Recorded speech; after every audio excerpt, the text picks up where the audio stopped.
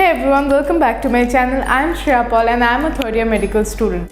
So by the title of the video you already came to know that what it is all about, but let me just tell you that throughout this video I will be mentioning about the apps, the devices and the techniques that I use in order to cover a new topic. So here are some of the apps and some of the devices and some of the techniques that helped me to retain information much better and which I have been using over the past few months, and they have actually increased my output. And we all know that in MBBS we have got a lot of syllabus to get covered, so it's very important for us to have a smart approach towards our study and do smart work, and these apps actually help me do so. I hope this will work best for you too. So let's start with the video.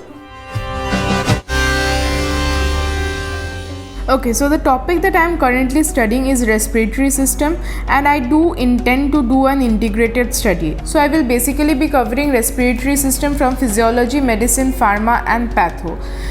This way I think it gives an overall great conception about the topic. Okay, first things first. The first thing that I do is to sketch an outline of all the subtopics that is present under the main topic. So for this I go through various books, and in this case I go through various books of physio, med, pharma and patho just to get an overview of what subtopics are actually present under the topic of respiratory system. As a matter of fact, I just realized that I don't have all the books present with me, so I went through the PDFs of those books which I actually intend to read for those subjects, and then I just quickly wrote down what are the subtopics that are present in each subject under the topic of respiratory system. So at the end I have a thorough sketch or the thorough outline of what topics actually I have to cover under this main topic. So this gives me an overview about what are the total topics present and how many days I will actually require to complete all of them. So after I have finished outlining the entire system, so I know how many topics are there under the system and what are the topics I am well versed with and what are the topics I have to read and how many exact days will it take for me to cover the entire system. So in this way I can easily keep a track of what I am studying and how much days it will take me to finish a target. So after I was done with my first step, I already felt very light because I had everything written down on that page. The next thing that I did is that I pondered over the outline and I tried to figure out how many things I know very well and what are the things I have to go through. So today the new topic that I wanted to study was pneumonia, and for that I decided to revise the lung mechanics a little bit and then start over with the pneumonia. So now begins the actual study. I'm actually subscribed to an online platform where there are pre-recorded lectures. So here was another big problem that I faced earlier. I always had this confusion that whether I should go through the online lectures first or I should read my textbooks. But now I did get a solution for this. So what I do now is, so I open my lecture and my OneNote in a split screen. So what I actually do is that in my OneNote I actually download the PDF of the subject that I am studying. So in this case I have opened the PDF of pneumonia in medicine in the OneNote portion, and in the left side I do have my lectures going on. So as the teacher goes on teaching in the online lectures, I go through the book at the same time, and at the same time if I had to add anything additional I do write it over there. So at one time I am going through a particular topic in my book as well as I am taking the notes. This is something that I found that the online platforms which do provide coachings for the PG entrances, they actually orient their lectures in such a way so that we can attempt all the MCQs, whereas our textbooks are more theoretical oriented. So people like us who are in first year, second year, third year or final year, we need both of them. So we need to ace our MCQ game as well as we need to be thorough with the theory as well. So this method of combining the book as well as my notes helped me to keep all my information in a single place. So at the end when I covered the entire topic, I actually had informations from all the sources that I follow collected in a single place. This has a great advantage because when I will revise it for the next time, I don't have to open my notes separately and my book separately. Well, a fair advantage that digital note taking gives me is that it has my entire source of information collected in a single place, whereas when I take my notes in my copy, I tend to have two sets of information. One is from the book and the other is from my copy. And most of the time it happens to me that before the exam I end up reading any one of them and I miss the other. So in this way, if I incorporate all my informations in a single place, it will be easy for me to revise it the next time, and especially before the exam. So this OneNote actually allows me to highlight the important points. Just as we do in a book, we mark it and we highlight the important points. Similarly, here too in the PDF of the book, I do highlight the important points, and whatever extra I need to write, I do write it over there. And at the same time, if anything I have to take note of, I do write it there itself. So ultimately by this time I did cover the entire part of pneumonia. So after I was done studying, I almost felt very tired and I decided getting up from the desk, and I took a little break. So after the break, what I had to do was I had to go through whatever I did the entire day. So I just went through whatever notes and books that I have combined and whatever things I have written.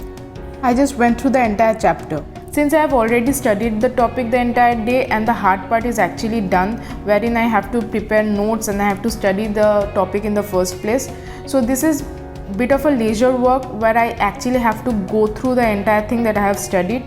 So I decided not to sit on my desk and I moved around my room.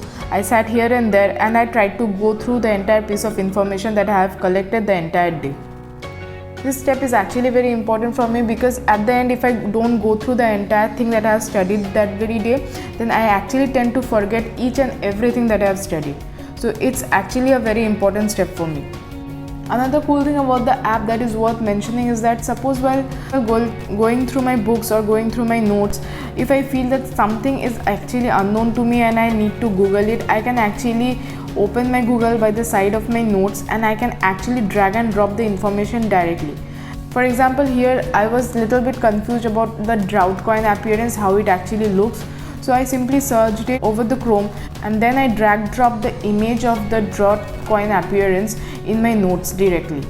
So like this, I can simply drag and drop the informations from over the net to my notes and I can incorporate it in my notes, so that next time I open my note, I will actually have this image and this explanation with me already. So in this way, my note turned out to be actually very informative and very effective. As I was going through my notes which I have prepared the entire day, I just realized that in this topic of pneumonia, there are many things which actually have to be memorized, like the organisms causing pneumonia, the appearance of those organisms in blood culture, etc. And since these are the topics which have to be memorized, so I decided to go back to my desk and create Anki flashcards for them. For those of you who don't know what Anki is, let me just tell you. Anki is an app which allows us to prepare flashcards. So the basic aim of Anki is spaced repetition learning. Well, this Anki flashcarding method, I have been using it since the end of my second year by now and I actually loved it. Actually, this is a spaced repetition method which allows me to create flashcards. I actually use this method for whichever topic I feel like I have to memorize or whichever topic I feel like that I am forgetting and I have to see it more often in order to remember it. Suppose I added a card in Anki in order to remember the organisms that cause pneumonia, and then I added the answers too. So since I added the question today, so it will choose to show me the card today, and if I give the correct answer, then again it will choose to show me suppose the next day. And if again I give the correct answer, then Anki will think that okay, she knows the fact, and then it will again show me the same card after 4 days. And say if again I give the correct answer, then it will suppose show me after 1 month. So in this way, seeing a flashcard from time to time actually helps us to retain better, because we all will agree that we don't open the books all the time. So if there are certain flashcards which will come to us like from time to time, then we can actually memorize certain tougher things really easily because we will be seeing it more often. Thus, making Anki flashcards is a must for me whenever I study a new topic. Thus in short, first I make a rough out sketch and then I decide how many days I will be allotting to whichever chapters, and then I start on taking my notes and I accumulate all my informations in a single place, which means that I will be having only one set of notes, and then after that I go through whatever I have studied the entire day, and finally I invest my time in preparing the flashcards. Preparing flashcards is one of the most important part of this whole methodology. It has actually been a long time now that I have been following this process of studying, and since the time I have started using this process, things have actually turned out really good for me, and it has actually actually made a huge difference in the way I retained things and the way I remembered things. So this brings us to the end of the video. Hope you all like it, and if you did like it, then consider subscribing to the channel and hit the thumbs up. It actually really motivates me to make further more videos if you really do that. So yeah, that's it. Bye.